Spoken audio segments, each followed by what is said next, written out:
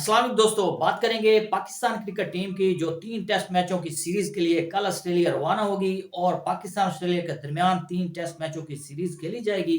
और इसके अलावा आपको बताएंगे इंडिया और ऑस्ट्रेलिया के दरमियान जो टी20 सीरीज खेली जा रही है और तीसरे मैच में मैक्सवेल की जबरदस्त बैटिंग। इसके अलावा आपको बताएंगे पीएसएल 9 में कौन सा खिलाड़ी किस फ्रेंचाइज के साथ ट्रेड किया जा रहा है। तो स्टार्ट करते हैं इंडिया और ऑस्ट्रेलिया के दरमियान जो तीसरा टी20 मैच खेला गया। बहुत जबरदस्त बैटिंग मैक्सवेल की तरफ से और उन्होंने वर्ल्ड कप की याद ताजा की है। जैसी इनिंग्स उन्होंने अफगानिस्तान के खिलाफ खेली थी और वन साइडेड मैच उन्होंने जितवाकर अपना हिस्ट्री में नाम लिखवाया और चेज करते हुए उन्होंने डबल सेंचुरी स्कोर की थी।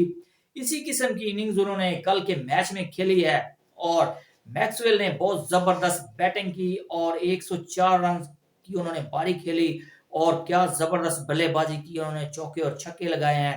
टॉस जीतकर ऑस्ट्रेलिया ने इंडिया को पहले खेलने की दावत दी है और 2 मैच इंडिया ने पहले जीत रखे हैं और उनको बर्तरी हासिल है 2 मैचों की। तीसरे मैच में ऑस्ट्रेलिया ने टॉस जीतकर इंडिया को पहले खेलने की दावत दी और इंडिया ने बहुत जबरदस्त बैटिंग की। उनकी शानदार बल्लेबाजी, गैकवाड ने बहुत जबरदस्त जालमाना बैटिंग की और 123 रन की पारी खेली है।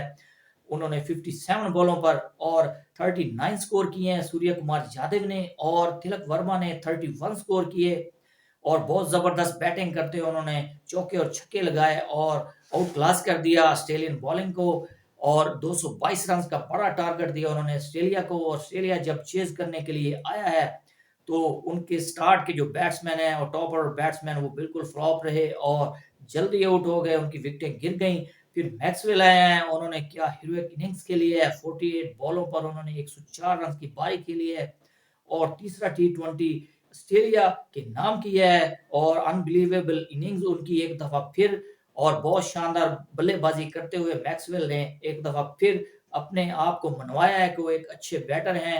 यूं ऑस्ट्रेलिया ने एक मैच जीत लिया इस सीरीज में और 2 मैच जीत चुका है इंडिया। इसके अलावा देखेंगे कि कौन सी टीम विन करती है ये सीरीज। तो इसके अलावा बात करेंगे पाकिस्तान क्रिकेट टीम जो दौरा ऑस्ट्रेलिया के लिए कल रवाना होगी। शान मसूद ने बात करते हुए कहा कि पाकिस्तान की टीम ऑस्ट्रेलिया में बहुत अच्छी परफॉर्मेंस देगी और सीरीज जीतने की 100% कोशिश करेंगे। और ऑस्ट्रेलियन ट्रैक बहुत ही फास्ट पिचेस होती हैं और बहुत सी पिचेस होती हैं तो हारिस रऊफ को उन्होंने बहुत मिस किया है और पाकिस्तान क्रिकेट टीम के साथ अगर वो होते तो बहुत अच्छा होता क्योंकि उनका पेस है, बाउंस है, तो बहुत जबरदस्त वो बॉलिंग कर सकते थे। मेरे ख्याल में शान मसूद भूल चुके हैं जो उनका तनाजा चल रहा है पीसीबी के साथ। उन्होंने पीसीबी को जो जवाब दिया है कि मैं अवेलेबल नहीं हूँ रेड बॉल के लिए, वो सिर्फ लीग क्रिकेट खेलना चाहते हैं, तो शान मसूद को ये बात याद करना चाहिए थी। और वो मेरे ख्याल में अब सिर्फ लीग क्रिकेट और टी20 मैचेस खेलने तक महदूद अपने आप को कर रहे हैं। हारिस रऊफ और उनकी टीम मैनेजमेंट जो लाहौर कलंदर है वो भी उनको कायल कर रही है 4 ओवर्स खेलने के लिए। तो देखते हैं कि पीसीबी उनके मुतल्लिक क्या लाएअमल तैयार करती है। तो इसके अलावा बाबर आजम के मुतल्लिक शान मसूद ने बात की है कि उनके नंबर को नहीं छेड़ा जाएगा, वो जिस नंबर पर बैटिंग करते हैं उसी पर करेंगे और बाबर आजम एक अच्छे बैटर हैं और पाकिस्तान की टीम के लिए एक बड़ी इनिंग्स खेलेंगे वो और पाकिस्तान को ये सीरीज जितवाने में अहम किरदार अदा करेंगे। और शान मसूद ने सरफराज अहमद के बारे में बात की है कि सरफराज अहमद उनकी फर्स्ट चॉइस होंगे कीपिंग में और बहुत जबरदस्त कीपर हैं।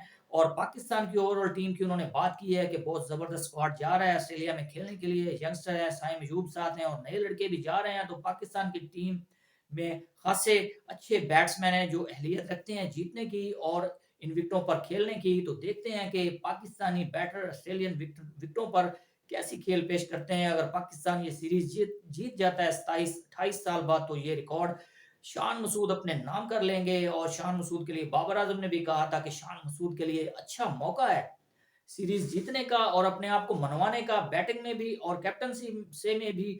तो शान मसूद को अपनी परफॉर्मेंस पर फोकस करना पड़ेगा। और जी दोस्तों, तो पीएसएल 9 की बात करें तो कराची किंग और इस्लामाबाद यूनाइटेड के दरमियान एक ट्रेड हुई है हसन अली और अमाद वसीम को लेकर। और अमाद वसीम जो कराची किंग के कैप्टन थे उनके साथ हसन अली की ट्रेड की गई है। हसन अली अब कराची किंग की तरफ से खेलते हुए नजर आएंगे और अमाद वसीम इस्लामाबाद यूनाइटेड की तरफ से खेलेंगे।